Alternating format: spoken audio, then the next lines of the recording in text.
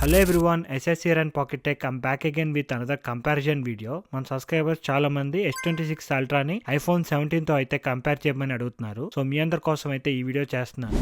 S26 ultra price వచ్చేసి మనకి 1,40,000 rupees దగ్గర స్టార్ట్ అవుతుంది. ఈ ఇయర్ కొంచెం ప్రైస్ అనేది ఇంక్రీజ్ చేశారు.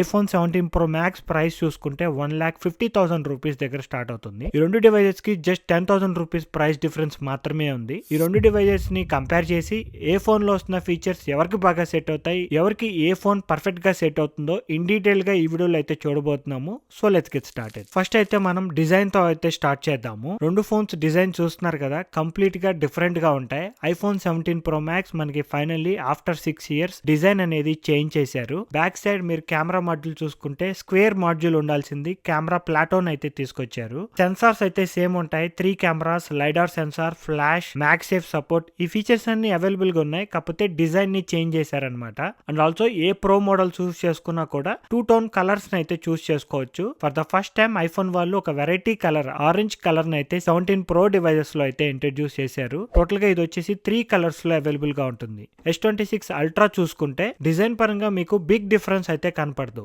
కెమెరా ఐలాండ్ అయితే తీసుకొచ్చారు కానీ బిగ్ డిజైన్ చేంజెస్ అయితే ఏమీ లేవు. బ్యాక్ సైడ్ నుంచి చూసుకుంటే రెండు డివైజెస్ మ్యాట్ ఫినిష్ తోనే వస్తాయి. కానీ కార్నర్స్ చూస్తే కొంచెం రౌండెడ్ ఎడ్జెస్ అనేవి ఉంటాయి. ప్రీవియస్ గా మీరు అల్ట్రా సిరీస్ చూస్తే బాక్స్ షేప్ లో ఉంటాయి. బట్ ఇప్పుడు కార్నర్స్ మొత్తం మనకి కర్వీగా చేశారు. కంఫర్టబుల్ గా ఉంది హోల్డ్ చేయడానికి. ఎంత కర్వీగా ఉందంటే ఇక్కడ ఎస్ పెన్ చూస్తున్నారు కదా, ఈ ఎస్ పెన్ కింద ఉండే లిడ్ కూడా ఫోన్ షేప్ లోకి మ్యాచ్ అవడానికి ఒక సైడ్ ఏమో థిన్ గా ఉంటుంది, ఒక సైడ్ ఏమో లావ్ గా ఉంటుంది. అండ్ నెక్స్ట్ డ్యూరబిలిటీ విషయానికి వచ్చేసరికి రెండు డివైజెస్ లోనూ డౌన్ గ్రేడే. రెండు డివైజెస్ లాస్ట్ ఇయర్ వరకు మనకి టైటానియం గ్రేడ్ 5 ఫినిష్ తో వస్తుంది.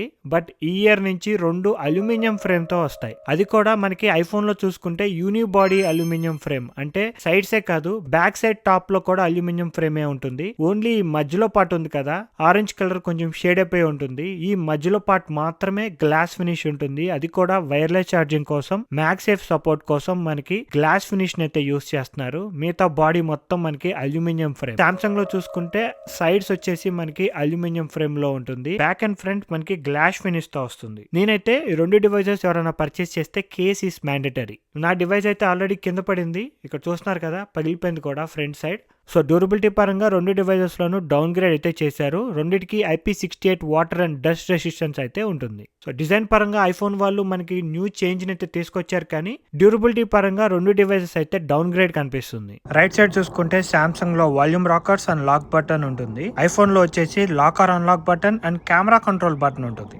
అదే లెఫ్ట్ సైడ్ చూసుకుంటే S26 అల్ట్రాలో ఏమీ ఉండదు. ఐఫోన్ లో చూసుకుంటే action button and volume rockers. Thickness వచ్చేసి మనకి ఐఫోన్ లో 3.25 ఇంచెస్ అయితే ఉంటుంది. అదే సామ్సంగ్ లో చూసుకుంటే 0.31 ఇంచెస్. సామ్సంగ్ వచ్చేసి కొంచెం సన్నగా అండ్ లైట్ వెయిట్ తో వస్తుంది విత్ 214 grams. ఐఫోన్ వచ్చేసి 233 grams.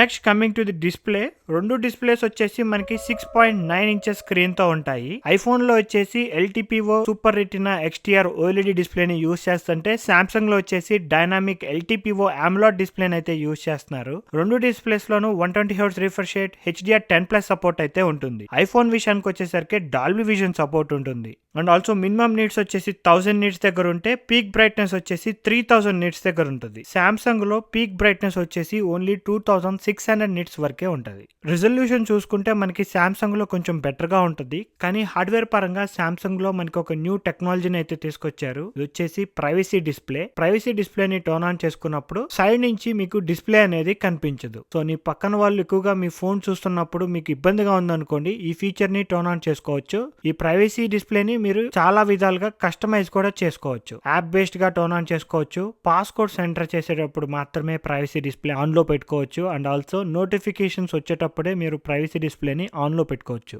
మిగతా అప్పుడంతా ఇది ఆఫ్ లో ఉంటుంది. లేదు అంటే అసలు మాన్యువల్ గా turn on or turn off చేసుకోవచ్చు అనమాట. కానీ దీనివల్ల కొన్ని కాన్స్ కూడా ఉన్నాయి. ఈ డిస్ప్లేలో మనకి narrow pixels and wide angle pixels, 2 type of pixels ని యూస్ చేస్తున్నారు. ఫీచర్ ఆన్ లో ఉన్నప్పుడు ఓన్లీ నారో యాంగిల్ పిక్సెల్స్ మాత్రమే పనిచేస్తాయి. వైడ్ యాంగిల్ పిక్సెల్స్ అన్ని ఆఫ్ లో ఉంటాయి. దీనివల్ల ఈ ఫీచర్ ని యూస్ చేసుకునేటప్పుడు సగానికి సగం రెజల్యూషన్ అనేది తగ్గిపోతుంది. అండ్ ఆల్సో ఈ టెక్నాలజీని ఇంప్లిమెంట్ చేయడం వల్ల ఈ ఫీచర్ ఆఫ్ లో ఉన్నప్పుడు కూడా మనకి సైడ్ నుంచి వ్యూయింగ్ యాంగిల్స్ అనేవి కొంచెం దెబ్బతిన్నాయి. ఇక్కడ చూడొచ్చు ప్రైవసీ డిస్ప్లే ఫీచర్ ఆఫ్ లోనే ఉంది, కానీ సైడ్ నుంచి చూస్తున్నప్పుడు iPhone 17 Pro Max కొంచెం క్లియర్ గా కనిపిస్తుంది. థర్డ్ వచ్చేసి రెండు ఫోన్స్ కి మనకి యాంటీ రిఫ్లెక్టివ్ కోటింగ్ అనేది అవైలబుల్ గా ఉంది. iPhone 17 Pro Max తో కంపేర్ చేసుకుంటే S26 Ultra లో రిఫ్లెక్షన్స్ అనేవి తక్కువ కనిపిస్తున్నాయి. కానీ S25 Ultra తో కంపేర్ చేసుకున్నప్పుడు S26 Ultra లో రిఫ్లెక్షన్స్ అనేవి ఎక్కువ కనిపిస్తాయి. ప్రైవసీ డిస్ప్లే ఫీచర్ ని టర్న్ ఆన్ చేసినప్పుడు మీకు డిస్ప్లే బ్రైట్నెస్ కూడా కొంచెం రెడ్యూస్ అవుతుంది. సో ఇలా ఈ ప్రైవసీ డిస్ప్లే వల్ల కొన్ని ప్రోస్ అండ్ కాన్స్ కూడా అవైలబుల్ గా ఉన్నాయి. ఈ ప్రైవసీ ఫీచర్ అయితే iPhone 17 Pro Max లో అయితే అవైలబుల్ గా లేదు. మీరు కనుక ఈ రెండు ఫోన్స్ ని అవుట్డోర్స్ లో యూజ్ చేస్తుంటే iPhone 17 Pro Max అయితే బెటర్ గా కనిపిస్తూ ఉంటుంది. Because of the better brightness and privacy feature లేదు కాబట్టి. మనకి ఐఫోన్ లో ఇంకొక ఫీచర్ కూడా డిస్ప్లే లో యాడ్ అవుతుంది. ఇక్కడ యాక్సెసిబిలిటీ డిస్ప్లే లోకి వెళ్తే మనకి PWM డిమ్మింగ్ సెట్టింగ్స్ అనేవి అవైలబుల్ గా ఉంటాయి. డార్క్ రూమ్ లో కనుక మీరు ఫోన్ యూజ్ చేస్తుంటే మీ ఐస్ మీద అంత స్ట్రెస్ పడదు. డిస్ప్లే లో ఫ్లిక్కరింగ్ అనేది తగ్గుతుంది. సో దట్ ఎక్కువసేపు డార్క్ రూమ్ లో మీరు ఫోన్ ని యూజ్ చేసుకోవడానికి హెల్ప్ అయింది. Next coming to the performance, మనకి ఐఫోన్ లో వచ్చేసి A19 Pro చిప్ సెట్ అయితే ఉంటుంది with 6 core CPU and 6 core GPU. Samsung లో వచ్చేసి Qualcomm Snapdragon 8 Elite Gen 5 chip set అయితే యూజ్ చేస్తున్నారు with 8 core CPU and Adreno 840 GPU. రెండిట్లోనూ 12 GB ఆఫ్ ర్యామ్ అయితే అవైలబుల్ గా ఉంటుంది. ఫైనల్లీ ఐఫోన్ వాళ్ళు కూడా ర్యామ్ ని ఆండ్రాయిడ్ డివైజెస్ కి మ్యాచ్ చేశారు. రెండు డివైజెస్ ని నేనైతే చాలా రోజుల నుంచి యూజ్ చేస్తున్నాను. నాకు రెండు డివైసెస్ పర్ఫార్మెన్స్ పరంగా చూసుకుంటే ఎటువంటి ఇష్యూస్ అయితే లేవు. మీరు నార్మల్ గా యూజ్ చేసినా హెవీ యూసేజ్ చేసినా రెండు డివైసెస్ లోనూ పర్ఫార్మెన్స్ అనేది టాప్ నాచ్ గా ఉంది. ఒక్కసారి Geekbench స్కోర్స్ రన్ చేసి దేంట్లో బెటర్ స్కోర్స్ ఉంటాయో ఒకసారి చెక్ చేద్దాం. ఇక్కడ చూడొచ్చు, నేనైతే CPU స్కోర్స్ అయితే రన్ చేస్తున్నాను. రెండిట్లోనూ ఒకేసారి రన్ చేయబోతున్నాను. 1 2 3. ఇక్కడ iPhone 17 Pro Max లో అయితే ఆల్రెడీ స్కోర్స్ అయితే వచ్చాయి. సింగిల్ కోర్ చూసుకుంటే 3914, మల్టీ స్కోర్ చూసుకుంటే అరౌండ్ 10,000 ఉంటుంది.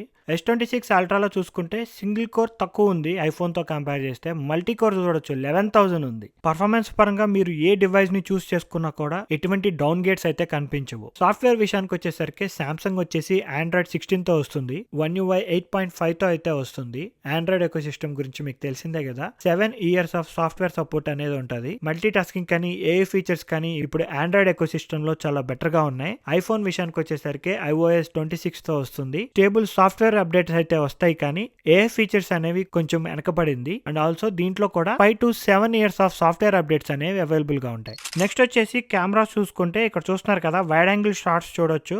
ఐఫోన్ లో వచ్చేసి మనకి 48 మెగాపిక్సెల్ ఉంటుంది విత్ f1.8 24mm లో షాట్స్ తీసుకోవచ్చు. సామ్సంగ్ లో వచ్చేసి 200 మెగాపిక్సెల్ లెన్స్ ఉంటుంది విత్ f1.4 23mm లో అయితే షాట్స్ తీసుకోవచ్చు. ఇక్కడ కెమెరా శాంపుల్స్ చూస్తున్నారు కదా, రెండు డివైజెస్ లోనూ నార్మల్ కండిషన్ లో తీసినప్పుడు సిమిలర్ గానే ఉంటాయి. ఈ ఇయర్ సామ్సంగ్ వాళ్ళు కూడా కలర్ అండ్ కాంట్రాస్ట్ ని నేచురల్ కలర్స్ కి దగ్గరగా ఉండేటట్టు కలర్ ప్రొఫైల్స్ అనేవి చేంజ్ చేశారు. ప్రీవియస్ గా వరకు మనకి సామ్సంగ్ లో ఫొటోస్ తీస్తే సాచురేట్ అయిపోయి ఉంటుంది. బట్ ఈ ఇయర్ వచ్చేసి హార్డ్వేర్ అండ్ ఇమేజ్ ప్రాసెసింగ్ అయితే చేంజ్ చేశారు. జనరల్ గా మనకి ఐఫోన్స్ లో షార్ట్స్ తీసేటప్పుడు కళ్ళకి ఎలా ఉంటుందో అలా షార్ట్స్ అనేవి వస్తూ ఉంటాయి. అందుకనే నాకు ఈ ఇయర్ రెండు కెమెరాస్ లోను నార్మల్ కండిషన్స్ లో ఫొటోస్ తీస్తుంటే కొంచెం సిమిలర్ గా అనిపిస్తుంది. బట్ మీరు ఏదైనా ఫోటో తీసిన తర్వాత దాన్ని జూమ్ చేశారనుకోండి, కొంచెం క్లారిటీ అనేది ఐఫోన్ లో కనిపిస్తుంది. ఫర్ ఎగ్జాంపుల్ దిస్ షాట్ ఇక్కడ చూడొచ్చు, డిస్కవర్ సంథింగ్ అమేజింగ్ అని చెప్పి ఐఫోన్ లో కొంచెం క్లియర్ గా కనిపిస్తుంది. సామ్సంగ్ లో కొంచెం మిస్ అయింది. ఒక్కొక్కసారి సామ్సంగ్ లో ఐఫోన్ కన్నా బెటర్ షాట్ తీస్తుంది, ఐఫోన్ కన్నా కొంచెం అటు ఇటుగా కూడా తీస్తుంది. ఆ బ్యాలెన్సింగ్ అనేది స్లైట్ గా మిస్ అయింది, కానీ నేచురల్ కలర్ ప్రాసెసింగ్ అయితే చేంజ్ చేశారు. అండ్ ఈ షాట్ కూడా చెక్ చేయొచ్చు. నేను ఆ స్టెమ్ మీద ఫోకస్ చేయడానికి ట్రై చేస్తున్నాను. ఇన్స్టెంట్ గా ఐఫోన్ లో అయితే ఎమ్మటనే ఫోకస్ అయింది. సామ్సంగ్ లో it took some time. And ఈ పోర్ట్రేట్ షాట్ కూడా ఐఫోన్ లో అయితే ఇన్స్టెంట్ గా షాట్ వచ్చింది, కానీ సామ్సంగ్ లో it took some time. Focus చేయడానికి కొంచెం టైం పట్టింది. ఈ డిఫరెన్స్ తప్ప నాకు కెమెరా పరంగా బిగ్ డిఫరెన్స్ అయితే కనిపించలేదు. సామ్సంగ్ లో ఆ బ్యాలెన్సింగ్ ఇష్యూస్ అనేవి రిజాల్వ్ చేస్తే ఇంకా బెటర్ షాట్స్ అయితే తీయగలదు. అండ్ మ్యాక్రో మోడ్ రెండిట్లోనూ సపోర్ట్ ఉంటుంది. ఇక్కడ చూస్తున్నారు కదా, మ్యాక్రో మోడ్ అనేది ఐఫోన్స్ లో కొంచెం దగ్గరగా వెళ్ళగలదు. ఐఫోన్ లో మనకి 2 సెంటీమీటర్స్ వరకు దగ్గరగా వెళ్ళొచ్చు ఆబ్జెక్ట్ కి. సామ్సంగ్ లో వచ్చేసి అది వచ్చేసి 3 సెంటీమీటర్స్ దగ్గర ఉంటుంది. అందుకనే మ్యాక్రో మోడ్ అనేది కొంచెం ఐఫోన్ లో బెటర్ గా కనిపిస్తుంది. ఇదైతే నా పర్సనల్ ఒపీనియన్. పిక్చర్స్ అనేవి ఒక్కొక్కరికి ఒకలాగా నచ్చుతాయి కదా, అందుకనే కెమెరా శాంపుల్స్ అయితే స్క్రీన్ మీద ప్రొవైడ్ చేస్తున్నాను. Please check it here. And also Samsung లో వచ్చేసి కొంచెం డార్కర్ షేడ్ ఉంటే ఐఫోన్ లో వచ్చేసి కొంచెం నేచురల్ షేడ్ అనేది కనిపిస్తుంది. అది మీరు ఏ లెన్స్ తో షూట్ చేసినా సరే సిమిలర్ కలర్ ప్రొఫైల్ అనేది కనిపిస్తూ ఉంటది. అల్ట్రా వైడ్ విషయానికి వచ్చేసరికి ఐఫోన్ లో మనకి 48 మెగాపిక్సెల్ నే యూజ్ చేస్తున్నారు. సామ్సంగ్ లో వచ్చేసి 50 మెగాపిక్సెల్ అయితే యూజ్ చేస్తున్నారు విత్ f1.9. ఇక్కడ స్క్రీన్ మీద అయితే మీరు శాంపుల్స్ చూడొచ్చు. ఇక్కడ రెండిట్లోనూ తీసిన కెమెరా శాంపుల్స్ చూస్తున్నారు కదా. నాకైతే సామ్సంగ్ లో వచ్చిన షార్ట్స్ వచ్చేసి కొంచెం డార్క్ గా కనిపిస్తూ ఉన్నాయి. ఐఫోన్ లో వచ్చేసి కొంచెం బ్రైట్ గా కనిపిస్తున్నాయి. కలర్ అండ్ కాంట్రాస్ట్ వచ్చేసి సిమిలర్ గా ఉంది. Coming to the telephoto lens, iPhone లో వచ్చేసి టెలిఫోటో లెన్స్ కూడా 48 మెగాపిక్సెల్ లోనే ఉంటుంది విత్ f2.8. మనం 4x అండ్ 8x లో అయితే షార్ట్స్ తీసుకోవచ్చు. సామ్సంగ్ విషయానికి వచ్చేసరికి 10 మెగాపిక్సెల్ టెలిఫోటో లెన్స్ ని యూజ్ చేస్తున్నారు. f2.4 ఉంటుంది. ఇది 3x లో అయితే షార్ట్స్ తీస్తుంది. And also secondary telephoto lens ఉంటుంది 50 మెగాపిక్సెల్స్ విత్ f2.9. దీనికి కూడా మనకి అపాచర్ అనేది ఇంప్రూవ్ చేశారు. 3.4 నుంచి 2.9 కి అయితే తీసుకొచ్చారు. కొంచెం లైట్ అనేది ఎక్కువ గ్యాదర్ చేస్తుంది. ఇది వచ్చేసి మనకి 5x, 10x, 30x and 100x లో అయితే షార్ట్స్ తీసుకోవచ్చు.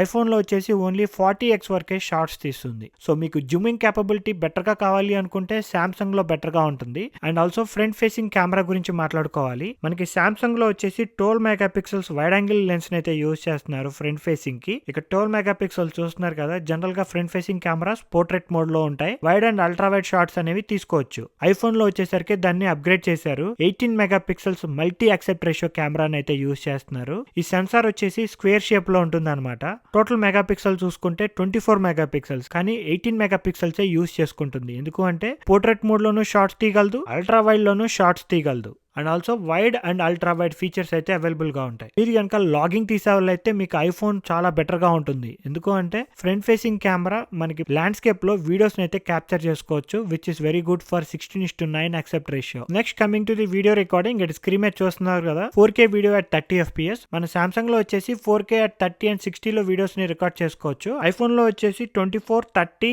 60 అండ్ 120 FPS అయితే వీడియోస్ ని రికార్డ్ చేసుకోవచ్చు. 120 FPS లో వీడియోస్ ని రికార్డ్ చేసి దాన్ని స్లో మోషన్ లో 60 FPS లో ప్లే చేస్తే గనక సినిమాటిక్ ఎఫెక్ట్ అనేది ఆ వీడియోలో అయితే క్లియర్ గా కనిపిస్తుంది. సామ్సంగ్ లో వచ్చేసి 8K వీడియో సపోర్ట్ కూడా ఉంది, but only at 30 FPS. Video quality and stabilization పరంగా చూసుకుంటే ఇక్కడ వీడియో శాంపుల్ చూడొచ్చు. ఇది వచ్చేసి యాక్షన్ మోడ్ లో షూట్ చేసింది. సామ్సంగ్ లో వీడియో చూసుకుంటే కొంచెం సాచురేటెడ్ అయిపోయి ఉంది. ఆ బ్యాలెన్సింగ్ అనేది ఫొటోస్ లోనే కాదు వీడియోస్ లో కూడా అప్పుడప్పుడు మిస్ అవుతూ ఉంటుంది. ఈ శాంపుల్ వీడియోలో అయితే నాకైతే ఐఫోన్ లో బెటర్ గా ఉంది.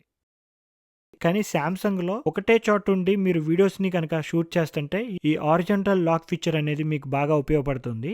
ఎన్ని రకాలుగా మీరు ఫోన్ ని రొటేట్ చేసినా గానీ వీడియో అనేది స్టేబుల్ గా వస్తుంది. Lastly coming to the battery, ఇక్కడైతే బిగ్ ట్విస్ట్ అనమాట. ఐఫోన్ లో వచ్చేసి మనకి 2 టైప్ ఆఫ్ బ్యాటరీస్ ఉంటాయి, eSIM model and SIM card model. ESIM model లో 5088 mAh బ్యాటరీ సైజ్ అయితే యూజ్ చేస్తున్నారు. బట్ సిమ్ కార్డ్ మోడల్ లో చూసుకుంటే 4823 mAh బ్యాటరీ సైజ్ మాత్రమే ఉంటుంది. సామ్సంగ్ లో వచ్చేసి యాజ్ యూజువల్ గా 5000 mAh బ్యాటరీ సైజ్ నే యూజ్ చేస్తున్నారు. బ్యాటరీ లైఫ్ పరంగా చూసుకుంటే నాకు 2 డివైసెస్ 2 days ఆఫ్ యూసేజ్ అయితే వచ్చాయి. బ్యాటరీ పరంగా కూడా మీకు ఆల్మోస్ట్ ఆల్ సిమిలర్ గా ఉంటుంది. రెండిట్లోనూ వైర్ ఛార్జింగ్ అయితే ఇంప్రూవ్ చేశారు, కానీ ఐఫోన్ వచ్చేసి 40 వాట్స్ దగ్గర ఉంటే సామ్సంగ్ లో వచ్చేసి 60 వాట్స్ దగ్గర ఉంటుంది. వైర్లెస్ ఛార్జింగ్ విషయానికి వచ్చేసరికి సామ్సంగ్ లో 25 వాట్స్ కి ఇంప్రూవ్ చేశారు, బట్ మ్యాక్సేఫ్ సపోర్ట్ లేదు. ఐఫోన్ లో వచ్చేసి 25 వాట్స్ ఎప్పటి నుంచో సపోర్ట్ ఉంది, కానీ మ్యాక్సేఫ్ సపోర్ట్ ఉంటుంది. అంటే మీరు ఫోన్ లోపల మ్యాగ్నెట్స్ అయితే ఉంటాయి, మీరు మ్యాక్సేఫ్ ఛార్జింగ్ మీద పెట్టంగానే ఆ చార్జర్ కి స్టిక్ అయిపోయి ఉంటుంది. ఈ ఫీచర్ అయితే ఇంకా సామ్సంగ్ లో అయితే ఇంప్లిమెంట్ చేయలేదు. సామ్సంగ్ లో వచ్చేసి రివర్స్ వైర్లెస్ ఛార్జింగ్ ఫీచర్ కూడా ఉంది అట్ 4.5 వాట్స్. ఐఫోన్ లో వచ్చేసి రివర్స్ వైర్లెస్ లేదు, కానీ రివర్స్ వైర్ ఛార్జింగ్ అనమాట